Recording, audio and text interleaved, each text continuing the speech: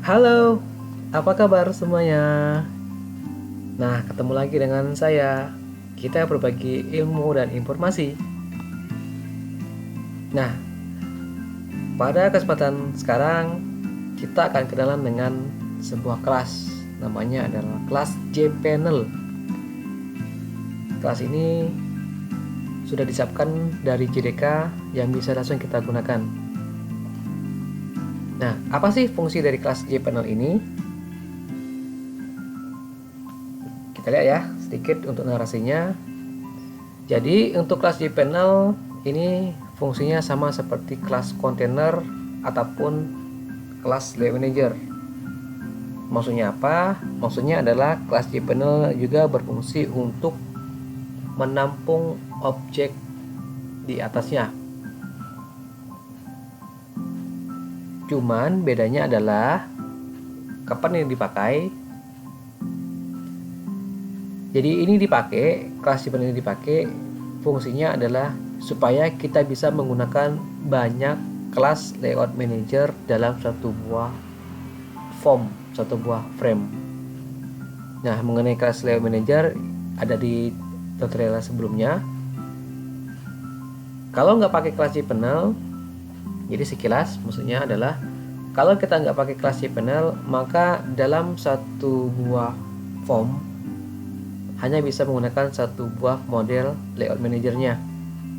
Tetapi dengan kelas J-Panel kita bisa menggunakan banyak kelas layout manager sehingga nanti efeknya adalah tampilan dari sebuah form itu bisa lebih bagus, bisa lebih cantik, bisa lebih enak untuk dilihat seperti itu. Nah, sekarang kita lihat ya contoh dari programnya. Oke, sebelum kita lihat konsep dari kelas J-Panel ini, jadi kontainer apabila kita tidak gunakan kelas J-Panel, maka kontainer itu diatur hanya menggunakan langsung kelas layout manager. Jadi hanya ada satu buah kelas layout manager yang bisa digunakan di kelas kontainer, baru masuk ke dalam kontainer objeknya. Objek baru masuk ke dalam kelas kontainer. Tetapi dengan menggunakan kelas J-Panel ini, maka kelas J-Panelnya diatur dulu menggunakan kelas layout manager. Objeknya masuk ke J-Panel. Nah, J-Panelnya akan dimasukkan kontainer, diatur menggunakan layout manager, baru dia akan bertumpuk di atasnya. Jadi dia fungsinya seperti layer. Ada layout manajernya, ada J-Panelnya, sehingga sekali lagi ini fungsinya adalah supaya tampilannya bisa lebih bagus, lebih enak untuk dilihat. Nah, sekarang kita lihat contohnya seperti ini. Sebagai contoh, kita bikin ada di sini ada 4 buah panel yang akan kita gunakan. Masing-masing namanya panel 1, panel 2, 3 sama 4. Kemudian di panel 1 kita atur menggunakan flow layout.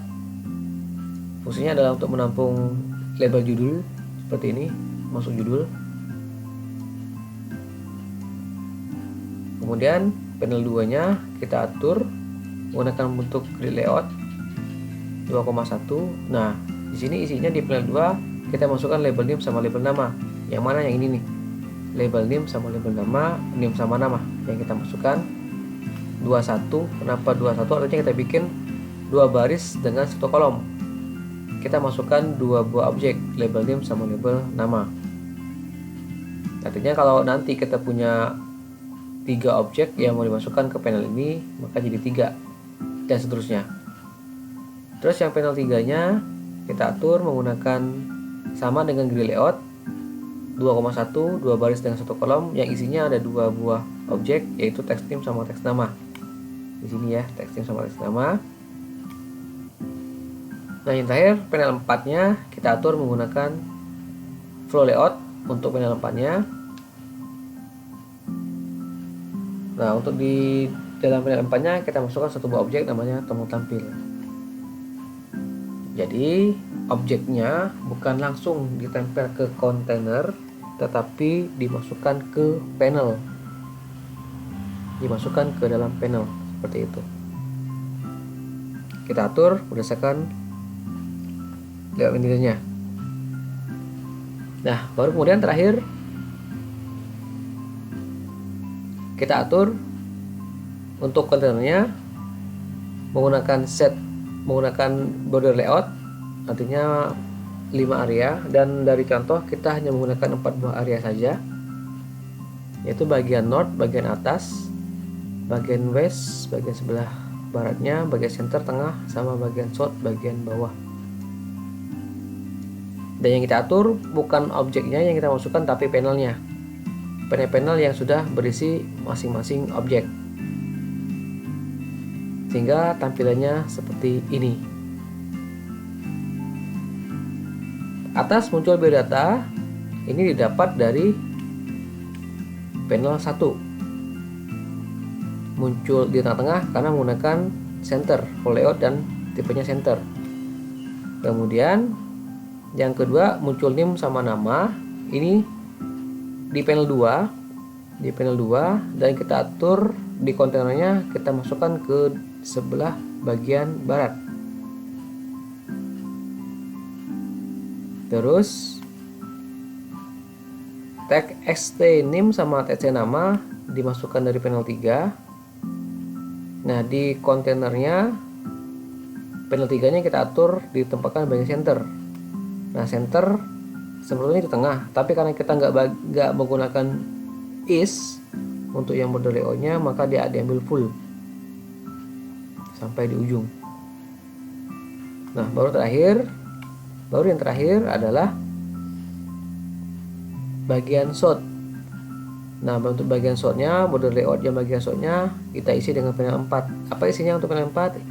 Isinya adalah tombol tampil. Nah, jadi kira-kira bentuknya bisa seperti ini. Nah, fungsi dari JPanel seperti yang disampaikan tadi adalah untuk mempercantik tampilan dari formnya, dari framenya, dengan menggabungkan banyak kelas layout manager untuk mengatur panelnya dan untuk mengatur kontainernya. Oke, kira-kira seperti inilah contoh penggunaan dari kelas JPanel. Mudah-mudahan ada manfaat buat kita semua. Terima kasih atas perhatiannya. Sampai jumpa lagi.